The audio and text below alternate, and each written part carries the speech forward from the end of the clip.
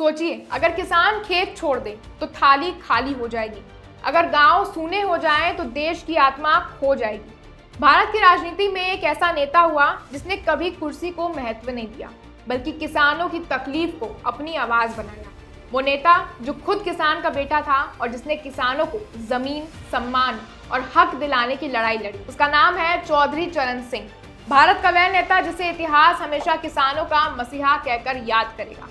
23 दिसंबर 1902 उत्तर प्रदेश के मेरठ जिले के नूरपुर गांव में चौधरी चरण सिंह का जन्म हुआ था।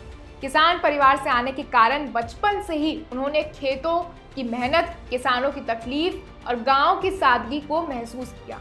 उन्होंने पढ़ाई में भी उत्कृष्ट प्रदर्शन किया और इलाहाबाद विश्वविद्यालय से कानून की पढ़ाई पूरी की। वकालत का पेशा चुना, लेकिन उनका मन हमेशा ही किसानों की आवाज बनने में लगा रहा।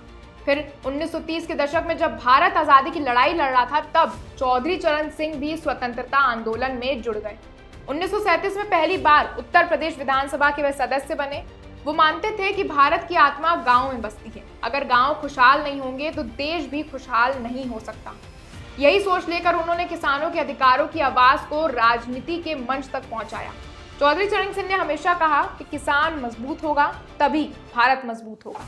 उन्होंने जमींदारी प्रथा को खत्म करने और छोटे किसानों को उनकी जमीन का मालिक बनाने के लिए जमींदारी उन्मूलन अधिनियम लाने में एक बड़ी भूमिका निभाई थी।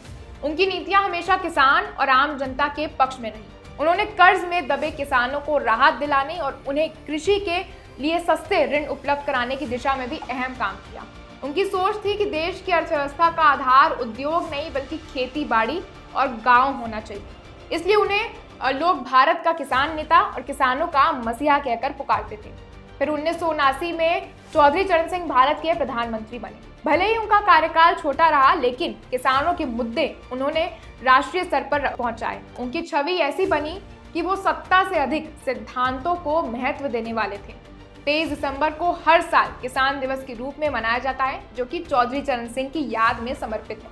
उन्होंने हमें सिखाया कि किसान सिर्फ अन्नदाता ही नहीं बल्कि राष्ट्र की रीढ़ है।